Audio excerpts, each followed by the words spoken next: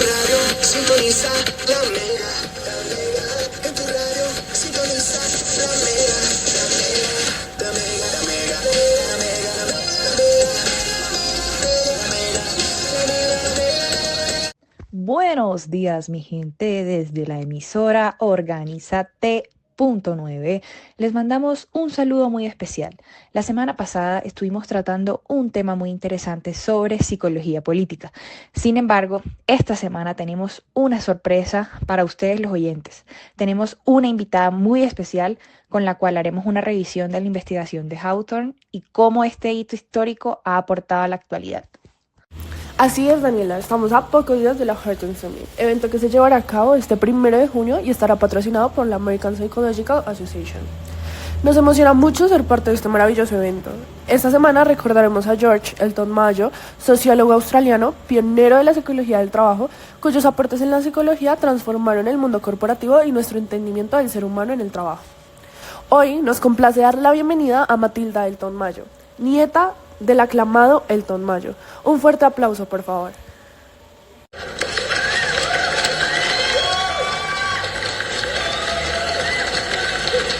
Muchísimas gracias por la invitación. Fue un viaje largo desde Australia, casi 36 horas en avión. Como mencionaste, mi abuelo fue un hombre extraordinario, cuyos aportes cambiaron la historia de la psicología organizacional. Su teoría de las relaciones humanas significó un cambio de paradigma para su época. Antes, la vida en las fábricas era totalmente inhumana, centrada únicamente en la producción, ignorando que cuidar a nuestros empleados como seres valiosos significaría una transformación total en las fábricas. La respuesta siempre estuvo ante nuestros ojos. El empleado no actúa como alguien aislado, actúa como un miembro del grupo. Totalmente. Nos comentabas que tu abuelo criticó los modelos antiguos, las teorías clásicas de la administración científica de Frederick Taylor y de Henry Fayol. Como dijimos antes, eran sumamente deshumanizantes. El colaborador cumplía su función en la fábrica de manera disciplinada y eficaz, como si esto se tratara de una máquina de producción incentivada por solo una buena paga. Lo que denominamos como contrato psicológico para su época. Sin embargo, estos trabajadores empezaron a dar problemas con el alcoholismo, el abuso de sustancias, el ausentismo, entre muchas otras. Es correcto. Es un hecho que los modelos antiguos fueron revolucionarios en su tiempo de industrialización masiva. Sin embargo, algo no estaba funcionando correctamente bajo este sistema. Mi abuelo decía que, y cito sus palabras, lo que la investigación social e industrial aún no ha comprendido suficiente es que las pequeñas irracionalidades de la persona promedio tienen efectos acumulativos. Puede que no provoquen el colapso individual, pero sí lo hacen en la industria. O sea, tanto ingenieros como científicos sociales se vieron en la necesidad de estudiar cómo las condiciones de trabajo impactan la productividad y el bienestar de los empleados. Esto para que haya una mejoría significativa en la industria. De hecho, así es como nace el experimento de Hawthorne realizado en 1927, ocasión por la que estamos aquí reunidas. A continuación les daremos a nuestros oyentes un poco de contexto.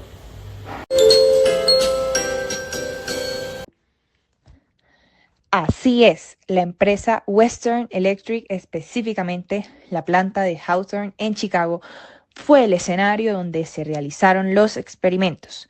El actor principal fue Elton Mayo y su equipo de Harvard, junto con otros investigadores destacados como Fritz y William Dixon. Fue la dirección de esta empresa quien solicitó la intervención de expertos para investigar la productividad y el clima laboral. Los trabajadores y supervisores hicieron parte de los sujetos experimentales y colaboraron en la implementación, y la Academia Nacional de Ciencias también brindó asesoría y supervisión científica inicial. Originalmente, en la primera parte del experimento, hablamos de 1924-1927, se tenía como objetivo encontrar la relación entre la intensidad de las iluminaciones y la eficiencia de las trabajadoras en producción. El experimento constó en disminuir la iluminación en cantidades ordenadas a solo uno de los cuartos de trabajo. Sin embargo, no se encontró ninguna diferencia suficiente importante en términos de rendimiento.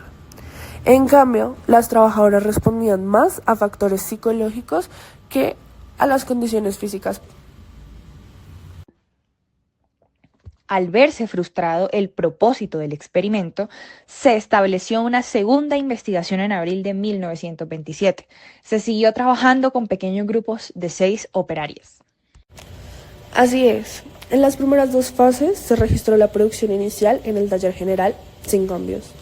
Luego se trasladó el grupo experimental a la cámara de ensayos sin cambios en las condiciones laborales. Ya en la semana 5 se cambió el sistema de pago, se implementó un pago variable a partir de la producción y observaron un incremento en la productividad. Ya en las fases 4, 5 y 6 se implementó un sistema de pausas. Durante 4 semanas se introdujeron 2 pausas de 5 minutos, una en la mañana y una en la tarde. Luego se dieron pausas extendidas de 10 minutos durante 5 semanas y se evidenció una mejoría en la producción también. Por último, se dieron 6 pausas de 5 minutos a lo largo de la jornada. Sin embargo, estas fueron completamente rechazadas por las obreras, pues interrumpían el flujo del trabajo muy seguido, por lo que la curva de rendimiento señaló un pequeño descenso. Para la séptima fase se introdujeron los refrigerios. Nadie trabaja eficazmente con hambre o el estómago vacío. Durante 11 semanas se daba una pausa de 15 minutos y una merienda. Se les daba un café o sopa y un sándwich en la media mañana. Asimismo, en la tarde se les daba una pausa de 10 minutos con refrigerio. La producción volvió a su alto nivel anterior y así se mantuvo. Bueno, y luego durante las fases 8, 9 y 10 se dio una variación horaria. Adicional a las condiciones anteriores, durante un periodo de 6 semanas, el grupo dejaba de trabajar a las 4:30 p.m., media hora más temprano. Se vio un incremento notable en el rendimiento diario y semanal, por ello la jornada se redujo aún más. Terminaban a las 4 p.m., se salía de trabajar una hora antes durante 4 semanas. La productividad se mantuvo. Para la 10ª fase se retomaron las condiciones de las fases 7, es decir, jornada completa tradicional con pausas. Finalmente, ya en la fase 12, que duró 12 semanas, se retornó a las condiciones originales. Se eliminaron las pausas, los refrigerios y la reducción horaria, retomándose la fase 3. Aquí es cuando mi abuelo y su equipo observaron algo verdaderamente sorprendente. Un resultado sorpresa. El plot twist, como diríamos en Australia.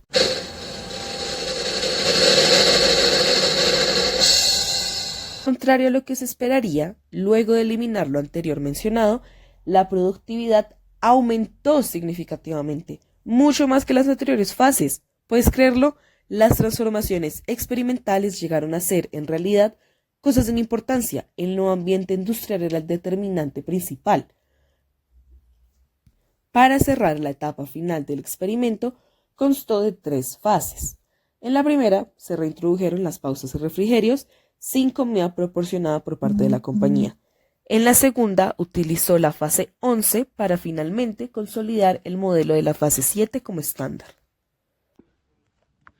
En este momento, nuestros oyentes deben estarse preguntando si la productividad aumentó luego de eliminar condiciones de trabajo que suponían motivar a las empleadas por medio de las mejoras de estas, otorgando ciertos beneficios donde se encontraba la verdadera motivación. ¿Qué no se estaba teniendo en cuenta como factor esencial? La respuesta está en las entrevistas que fueron realizadas a las operarias.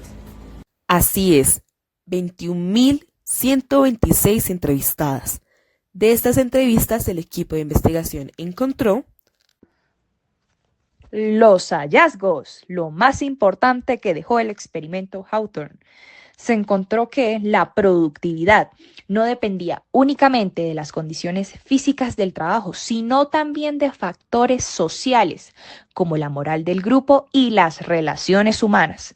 Las normas informales y las expectativas dentro de los grupos influían en el comportamiento y la productividad.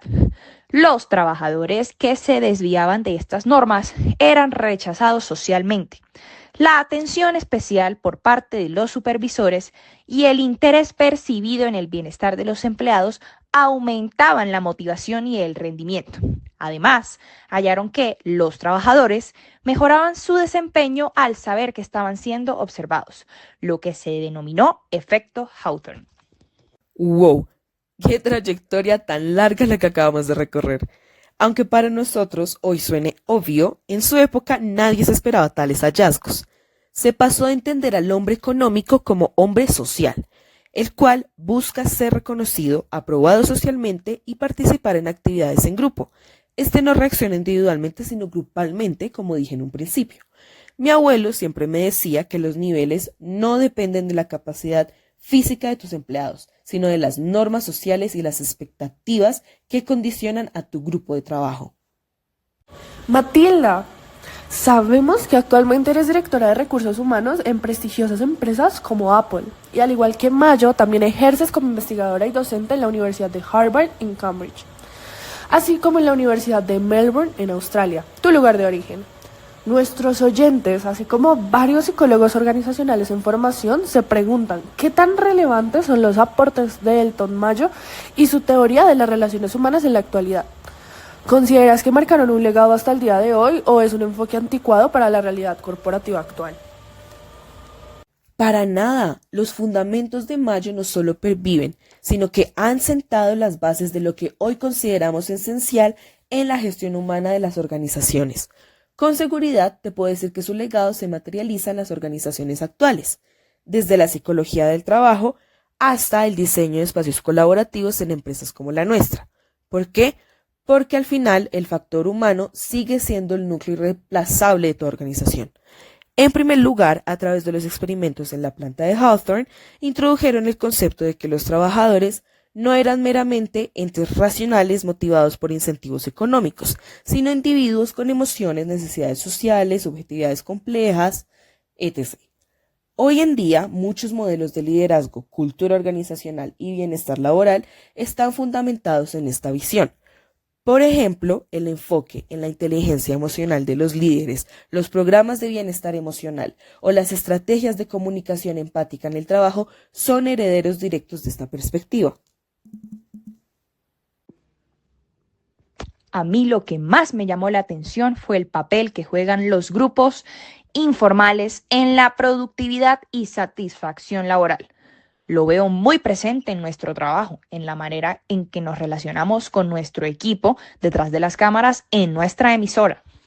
Totalmente. La idea de que la dinámica social entre compañeros influye directamente en el rendimiento se mantiene vigente en teorías como la del trabajo en equipo, el liderazgo transformacional o los modelos de clima organizacional. Es ideal que el trabajo en las oficinas sea considerado divertido, que haya cercanía y amistad entre los empleados, que existan líderes espontáneos en el grupo y, por supuesto, que no haya temor del jefe. Es vital dar una sensación de libertad de gestión y que la supervisión sea menos rígida. Todo esto para asegurar el éxito de tu empresa. De lo contrario, si un ambiente es de enemistad, competitividad, vigilancia estricta y jefes amargados muy toscos, la compañía tarde o temprano se verá afectada. O bueno, no sacarán a relucir su máximo potencial en términos de producción y calidad. El otro día leí una revista de Forbes que lo que hoy consideramos técnicas básicas de coaching, mentoría o feedback se originaron en estos experimentos. ¿Es esto cierto, Matilda? Así es, las entrevistas no directivas y la atención a las actitudes de los trabajadores representaron una transformación metodológica. El enfoque en escuchar, evitar juicios y crear un espacio seguro para que los trabajadores expresen sus preocupaciones están en el núcleo de las prácticas modernas de gestión de personas. Por último, mi abuelo Mayo y su equipo introdujeron la noción de que los conflictos y quejas no deben tomarse siempre de forma literal, sino entenderse como expresiones de necesidades emocionales. Este principio se refleja hoy en prácticas de gestión como los programas de asistencia al empleado, las entrevistas de salida o los estudios de clima laboral que buscan captar el sentir de los trabajadores más allá de los datos objetivos. Fue un placer compartir este espacio con ustedes y que nuestros oyentes hayan podido conocer un poco más sobre el famoso experimento Hawthorne. Hasta la próxima.